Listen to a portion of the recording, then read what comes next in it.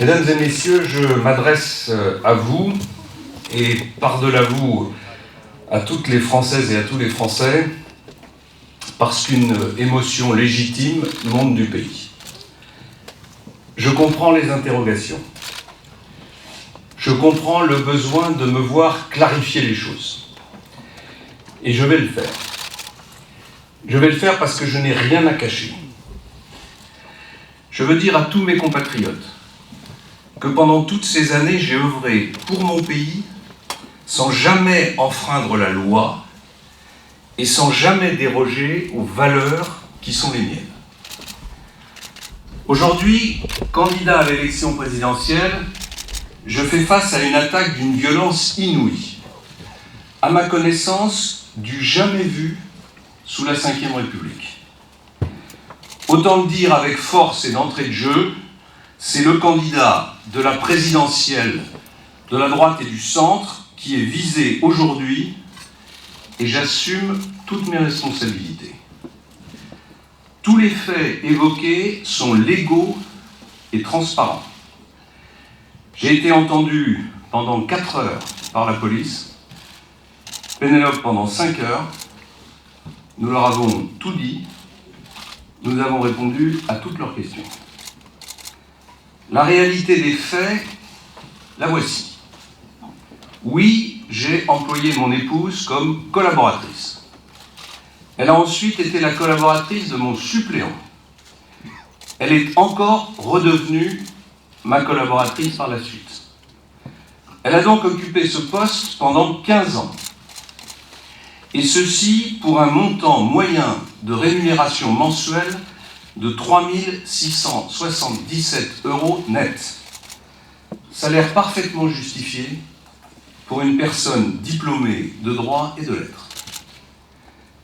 Alors on brandit un montant proche d'1 million d'euros, annoncé d'un seul tenant, pour faire sensation, en oubliant de préciser que la somme est en euros bruts. Est-ce qu'on a déjà vu une rémunération présentée comme un cumul sur 15 ans ? N'importe quel montant brut présenté de la sorte peut devenir spectaculaire. Il n'y a que pour la famille Fillon qu'on se livre à ce genre d'exercice. De même, on qualifie cet emploi de fictif. Je vois et j'entends aujourd'hui tous les prétendus experts décréter ce que doit faire ou ce que ne doit pas faire un collaborateur parlementaire. Tous les élus savent bien que ce métier recouvre les tâches les plus diverses. Ils savent qu'il ne s'est jamais limité et qu'il ne peut pas s'arrêter à l'élaboration des lois dans des bureaux à l'Assemblée nationale à Paris. Et surtout, ils savent que ce métier est fait de tout un tas d'actions modestes, souvent accomplies par le collaborateur parlementaire dans l'ombre, parfois seul, et qui peuvent paraître anodines à certains, mais qui sont indispensables à la démocratie locale. Pendant toutes ces années, mon épouse a pris en charge ces tâches simples mais essentielles. C'est elle, avec ma secrétaire Sylvie Fourmont, qui a géré le courrier qu'on m'adressait. C'est elle qui a tenu mon agenda. Pour les événements locaux, les inaugurations, les manifestations sportives et culturelles, les remises de décorations, c'est elle qui a travaillé sur mes interventions dans la Sarthe. Elle m'a représenté dans des manifestations culturelles locales. C'est encore elle qui a reçu et renvoyé vers les entreprises de la région les CV et les demandes d'emploi que les Sartois m'adressaient. C'est toujours elle qui a traité les réclamations de ces derniers lorsqu'ils rencontraient des difficultés administratives. Et la liste de ce qu'elle a fait ne s'arrête pas là. Son salaire était parfaitement justifié parce que son travail était indispensable à mes activités d'élu. Ce travail, elle l'a poursuivi auprès de mon suppléant quand, après avoir été élu, je suis devenu ministre. C'est moi qui l'ai voulu. J'ai absolument voulu conserver le lien avec ma circonscription. Et c'est mon épouse qui a tenu ce rôle essentiel. Alors on dit, pas de badge d'entrée à l'Assemblée nationale égale pas de travail. C'est pourtant le cas d'un très grand nombre de collaborateurs qui travaillent en circonscription. J'ai lu pas d'adresse mail personnelle égale pas de travail. C'est vraiment méconnaître la réalité du travail des collaborateurs. Je sais aussi qu'on a beaucoup commenté la phrase de mon épouse soulignant qu'elle n'avait jamais fait de politique. Je rappelle qu'un collaborateur parlementaire travaille dans le domaine politique, mais que c'est le député qui fait de la politique, parce que c'est lui qui est engagé. Ce n'est qu'aux dernières élections, par goût de la vie publique locale et non pas de la politique nationale, que Pénélope a décidé de devenir conseillère municipale de Solesmes. On s'appuie sur une ancienne interview, en anglais, là aussi sortie de son contexte, dans laquelle elle explique qu'elle n'a jamais été mon assistante. Oui, elle n'a jamais été ma subordonnée. Elle a toujours été, d'abord et avant tout, ma compagne de travail et ma collaboratrice. Pénélope n'a jamais revendiqué de rôle dans la lumière. Elle a exercé dans la discrétion, refusant de parler à ma place, comme l'ont fait certaines épouses d'hommes politiques. Et aujourd'hui, on retourne cette discrétion contre elle et contre moi. Eh bien moi je vous le dis, sa façon de faire était digne. Alors ne tirons pas d'une interview tout en pudeur un jugement qui détruit 30 ans d'engagement à mes côtés. Les faits encore. J'ai employé mes enfants, Marie et Charles, qui ont travaillé pendant 15 mois, en 2005 et 2006 pour Marie, 6 mois en 2007 pour Charles, comme collaborateurs parlementaires, pour un salaire mensuel net de 3 000 € en moyenne pour chacun. Rien n'était dissimulé. Tous les contrats de travail dont je parle sont strictement légaux. Les sommes perçues ont été strictement déclarées aux impôts. Les revenus en découlant strictement imposés. Et les montants des rémunérations strictement respectueux du crédit alloué à chaque parlementaire. Ce crédit, je veux vous le rappeler, lui permet de travailler avec qui il est le plus à même de réunir à la fois les compétences et la confiance nécessaire. Oui, mesdames et messieurs, tout cela était légal. Mais suis-je pour autant quitte sur le plan moral ? Cette question éthique est si élevée, si essentielle, qu'elle me place face à ma conscience. Et en réalité face aux Français. Et à eux seuls. Ça n'est pas au système médiatique de me juger. C'est aux Français de décider. Le premier courage en politique, c'est de reconnaître ses erreurs. Collaborer avec sa famille en politique, c'est une pratique désormais rejetée par les Français. Ce qui était acceptable hier, à défaut d'être accepté, ne l'est plus aujourd'hui. En travaillant avec ma femme et mes enfants, j'ai privilégié cette collaboration de confiance qui aujourd'hui suscite la défiance. C'était une erreur. Je le regrette profondément et je présente mes excuses aux Français. Comme beaucoup d'autres parlementaires, j'ai agi selon un usage, certes légal, mais dont il est clair que nos concitoyens ne veulent plus. J'en ai d'ailleurs tiré moi-même les conclusions il y a plus de 3 ans, en cessant toute collaboration avec les membres de ma famille, contrairement à beaucoup de ceux qui, dans le théâtre politique actuel, me font la leçon. S'il faut réformer le système, alors réformons-le, dans son ensemble, en ouvrant le débat sur les conditions d'exercice du mandat de parlementaire et sur le fonctionnement de ses équipes. Je rappelle au passage que j'ai clairement indiqué, y compris en résistant à de fortes pressions de ma famille politique, que je ne rétablirai pas le cumul des mandats et que je soumettrai à un référendum la réduction du nombre de parlementaires pour leur donner en contrepartie, enfin, un vrai statut. On réclame la transparence. Je n'ai rien à cacher.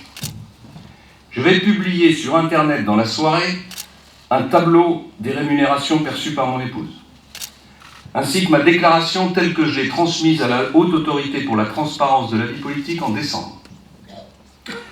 Mon patrimoine se résume à ma maison dans la Sarthe, évaluée à 750 000 euros. Je possède en outre 44% de la nue propriété de la maison de mon père au Pays Basque, pour un montant de 134 000 euros. Et un tiers de la nue propriété de sa maison dans la Sarthe, soit 41 300 euros. Je ne suis pas assujetti à l'ISF. Certains se sont amusés sur mes comptes en banque. Voyons donc cela dans le détail. Mon épouse et moi-même sommes mariés sous le régime de la communauté.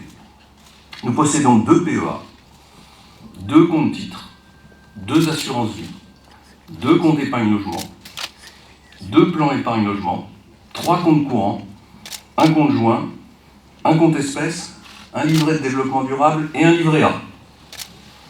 Et comme je l'ai déjà dit, tous ces comptes sont au Crédit Agricole Anjou-Maine, agence de Sablé-sur-Sarthe. Je le dis pour ceux qui perdraient leur temps à chercher ailleurs. Venons-en à ma société de conseil. J'ai exercé de 2012 à 2016 cette activité en toute légalité.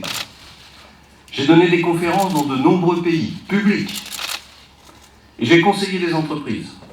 Parmi elles, il y a l'assureur AXA, la société Fimalac, la Banque Odo. J'ai fait partie du conseil de surveillance du cabinet Ricol et Lasteri. Puis j'y ai exercé en tant que senior advisor. La liste de mes clients ne comprend aucune entreprise russe, ni le gouvernement russe, ni aucun organisme de ce pays. Et toutes les conférences que j'ai données en Russie ont été à titre gratuit. J'ai toujours fait de la transparence une exigence. Quand j'étais Premier ministre, je n'ai cessé de resserrer les règles de la transparence et de la déontologie appliquées aux membres du gouvernement. J'ai encadré l'utilisation des avions de l'État. J'ai renforcé les règles sur les appartements de fonction des ministres. J'ai instauré la déclaration d'intérêt public pour les ministres. J'ai sanctionné des ministres pour des dépenses indues. Déjà injustement attaqué par le canard enchaîné sur la taille de l'appartement de fonction que j'occupais à Matignon, j'ai fait visiter cet appartement par le député socialiste René Dosière, autorité reconnue sur les questions d'éthique. Et il a témoigné de ma bonne foi, démentant ainsi les mensonges du canard enchaîné. Voilà, mesdames et messieurs, tout est sur la table. Maintenant, la transparence devrait s'appliquer à tous. Tout le monde doit être logé à la même enseigne et faire l'objet d'un traitement médiatique identique. Maintenant, le débat doit porter sur mon action politique et sur le projet que je porte. Tout le reste, c'est une opération destinée à détourner l'attention de nos concitoyens des véritables enjeux. Le but de cette opération, c'est d'effacer le choix des électeurs de la primaire, qui se sont affranchis du système, en me plaçant en tête parce que je porte un programme de rupture et que je suis le seul à pouvoir mettre en œuvre. Je voudrais dire aux millions de Français qui m'ont choisi, au terme d'une campagne loyale, qu'on ne pourra pas leur voler leur choix. On ne les fera pas taire. Le système veut, comme pendant les primaires d'ailleurs, décider du résultat à la place des électeurs. Manifestement, mon programme dérange le désordre établi. Il est qualifié de conservateur, alors qu'il est le seul en rupture. On parle de casse sociale, alors qu'il est le seul à pouvoir redresser la France et redonner fierté aux Français. Le vrai danger, c'est de voir confier notre avenir aux dérives d'une extrême droite, portée par cette famille d'intouchables, du domaine de Montretout, ou à l'aventure d'une politique sans programme depuis des mois, composée d'un agrégat de personnalités fascinées par un gourou issu du système qu'il dénonce aujourd'hui. Ce que nous vivons actuellement, c'est la tentative désespérée d'organiser un face-à-face entre ces deux forces en présence. Est-ce que ça signifie que la gauche n'a plus de bilan à assumer ? Comme si le retrait de François Hollande avait tout effacé comme une ardoise magique ? La France n'a-t-elle plus de problème avec le terrorisme islamiste, alors que celui-ci maintient une pression et une menace permanente sur notre pays ? N'y a-t-il plus de problème de chômage, de sécurité, de surendettement, d'excès de fiscalité, de charges, de pouvoir d'achat, d'éducation ? rien ne me détournera des vrais enjeux de cette élection présidentielle. Rien ne me détournera de ma volonté de redonner son rang à la France et aux Français des raisons d'espérer. J'ai été choisi par des millions de Français. Je ne suis pas le candidat d'un parti. Aucune instance n'a la légitimité pour remettre en cause le vote de la primaire. Voilà pourquoi, dès ce soir, j'annonce ici même que c'est une nouvelle campagne qui commence. Dès ce soir, je réunirai mon comité de campagne. Dès demain, je réunirai les parlementaires. Dès demain, je serai à Troyes avec François Baroin et jeudi à Poitiers avec Jean-Pierre Raffarin. C'est donc, mesdames et messieurs, avec une énergie décuplée et une détermination farouche que j'aborde les prochaines semaines de cette campagne où la France ne joue pas autre chose que son destin.